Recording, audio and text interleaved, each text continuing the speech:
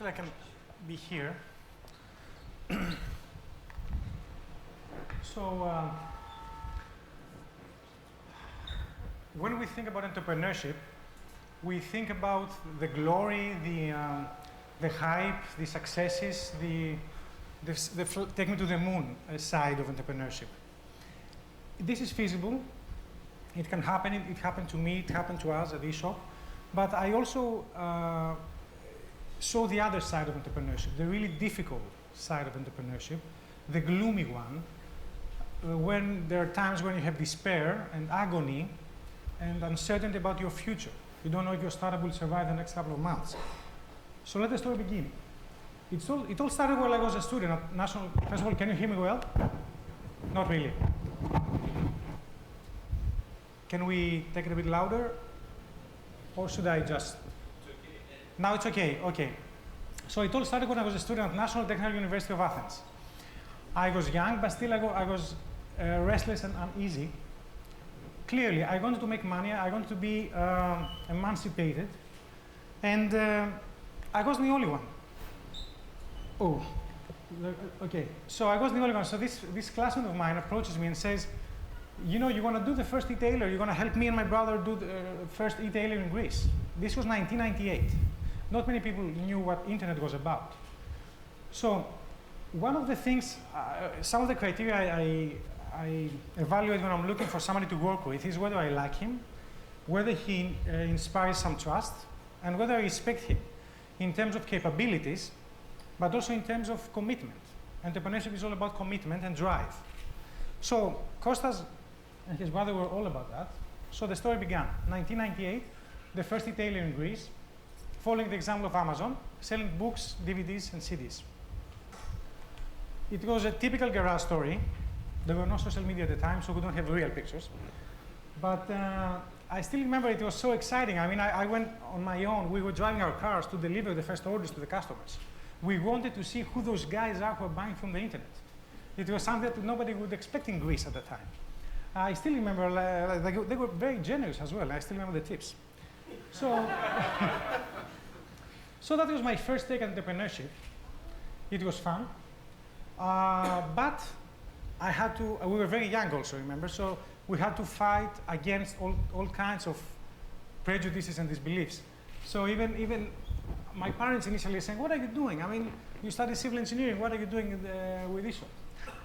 You were going around and people were asking, what are you doing in your life? I'm working for an e-tailer. Come again?" So nobody really understood. Obviously, at the startup, you do everything on your own. This is typical. And especially in an innovative startup at the time, you have to do constantly selling and educating the consumer. So I liked it. I wasn't sure.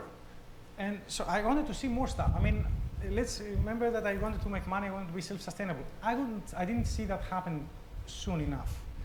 So since I knew I wanted to go to New York and do my MBA and study. So I went there, 2 amazing years. I learned a ton of things.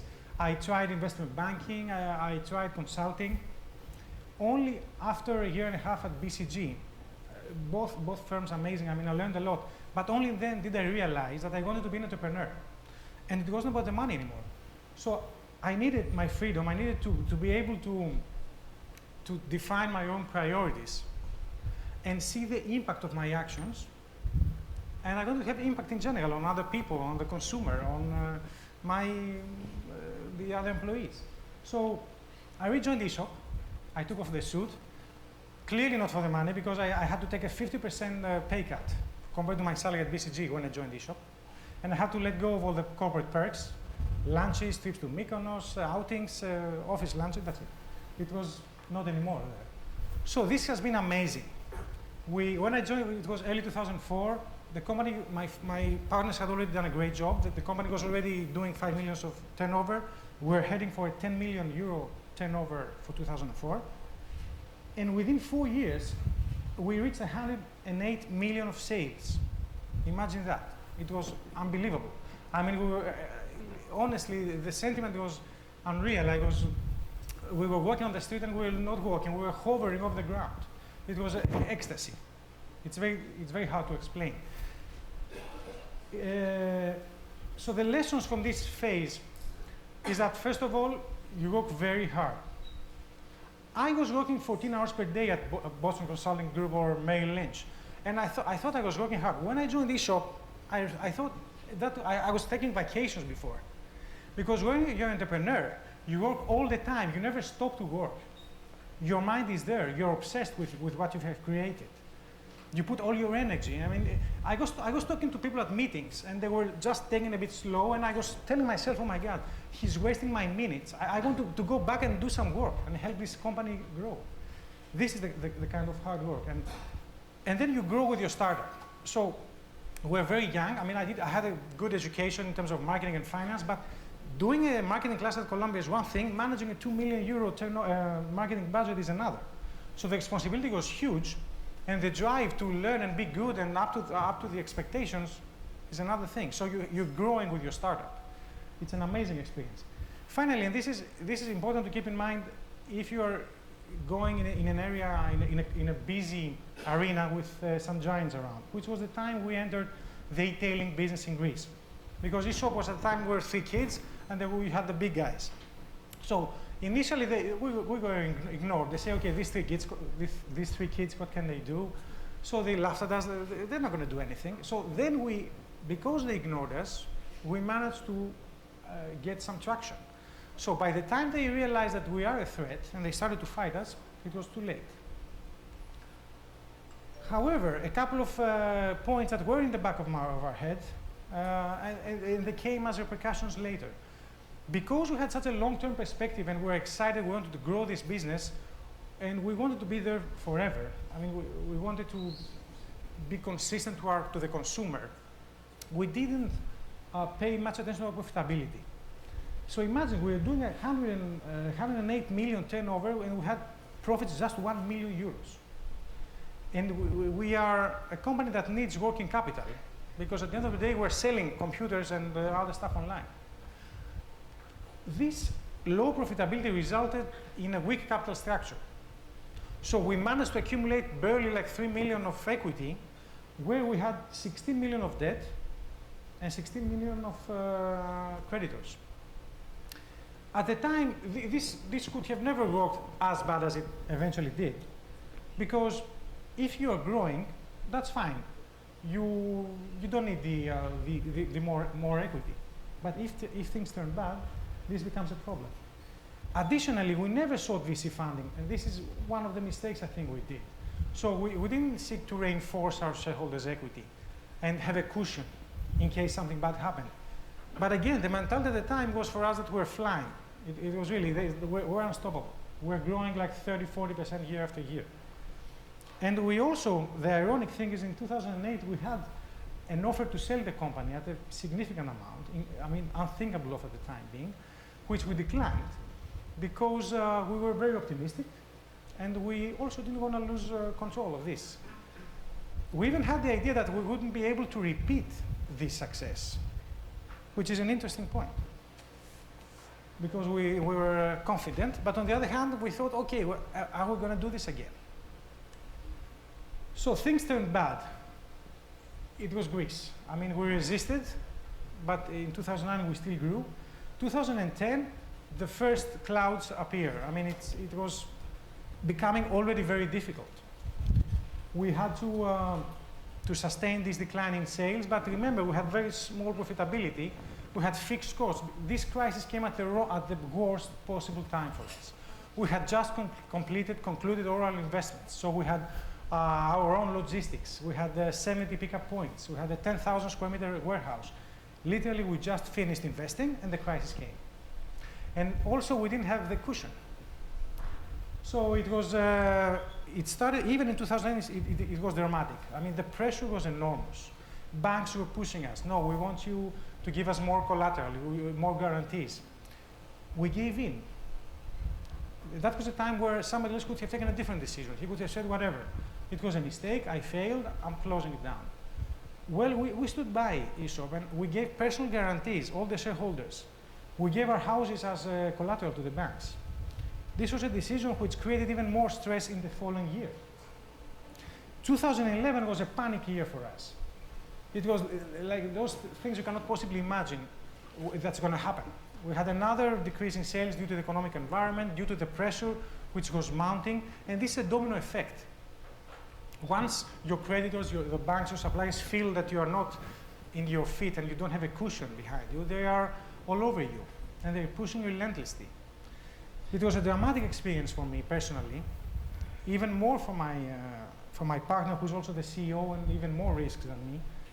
But I can tell you, I mean, there were times honestly, I was close to depression sometimes. 2011 was a very difficult year. We didn't know, we had to see the cash flow every day, and we didn't know if we could make it the next month. Traumatic. So what are the takeaways from this difficult phase? You have to be proactive. Okay, this was a macro effect. I wasn't good at macroeconomics. I should have studied more at Columbia, I guess. But I should have known that Greece would at some point hit this. So, but even if it wasn't like that, you should be proactive. So you should allow for some coverage of your risks. We could have taken venture capital. We could have sold the company. Adapt fast. So even if things go bad, act very quickly. One of the mistakes we did was that in 2010, we didn't panic, unfortunately. We worried. We got scared. But we didn't panic. We should have, at the time, closed down shops, lay off people, like we did in 2011. Cash flow is the most important thing. I mean, probably you hear that a lot in business. But we're talking about managing your cash day per day. You have a certain amount of cash. You have everybody pushing for their debts to be somehow serviced. But you have to keep the lifeblood of the company, which is the working capital. This is a great lesson learned. So, hopefully, we made it in the sense that we stabilized. We had to lay off more than 50% of our workforce. We still have 2,000 orders per day. We still have almost 100,000 visitors per day. And the takeaway from this is that, okay, we did it with hard work, but we must have done something right in the past as well. Because we had the support of our employees who helped us in this. They took much of the pain with us. And it's a large number of people working for us. And also, we had the support of the consumers. So the consumers, even though at some points we didn't have the best service in the sense that in the past, we used to deliver an order within 24 hours. During the crisis, this wasn't like it used to be. But still, the branding of the company allowed us, with zero marketing budget for the last 2 years, to sustain those numbers. And actually now we're growing steadily back without investing anything in advertising. So, a parallel story to this is that in 2008, in all honesty, I mean, I was working for E-shop already for 4 or 5 years, 2008, 2009. I started feeling uneasy again and restless. And I said, okay, this has been amazing, but what's next? I mean, I've been doing this for 5 years. I learned everything there is to know about retailing. So there are a couple of ways.